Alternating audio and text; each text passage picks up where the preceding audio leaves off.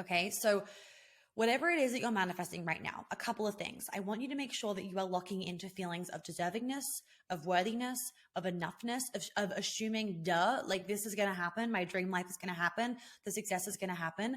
Not settling for anything less. Do not settle for anything less, right? Make sure that you're putting things in motion so that they can actually come in.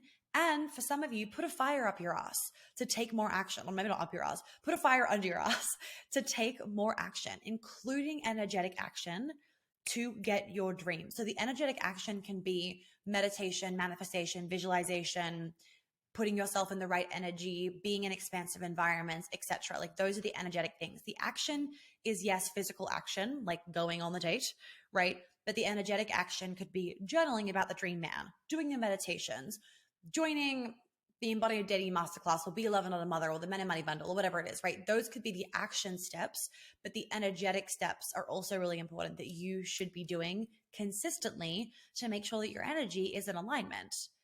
Because it's so important. You guys know this. It is so important for you to feel fully in alignment with what you want. That is also going to make it easier to spend money on things that are going to get your dream life.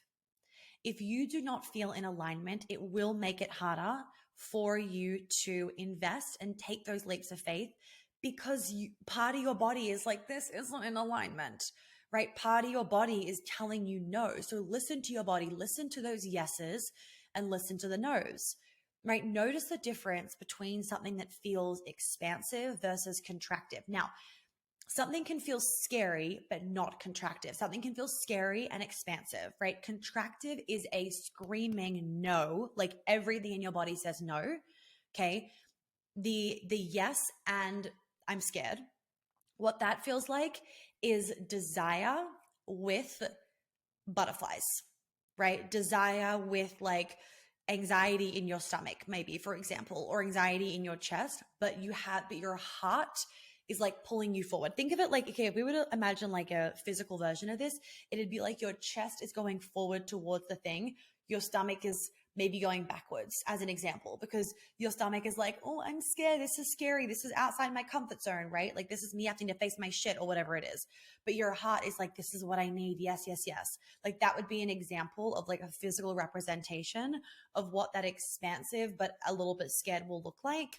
You'll know that feeling. You know that feeling in your body. You know those times where like your gut has told you and every ounce of your body, do not go do this thing. And then you go and do it and you're like, my intuition told me not to do it. There's that situation, right? That's that feeling. So the more that you listen to your intuition, the more that you're going to get really, really familiar with what yes feels like in your body and what no feels like in your body. And when you get a yes, but I'm scared, don't then give into the but I'm scared, because then that fear starts to become a driving force within you. The fear starts to become something that is controlling you. When you have the yes, but I'm scared, listen to the yes and hold that, but I'm scared, in a feeling of safety as you move forward towards the yes. Honor that fear, see that fear, feel that fear, tell that fear that it's safe as you take that step towards your yes.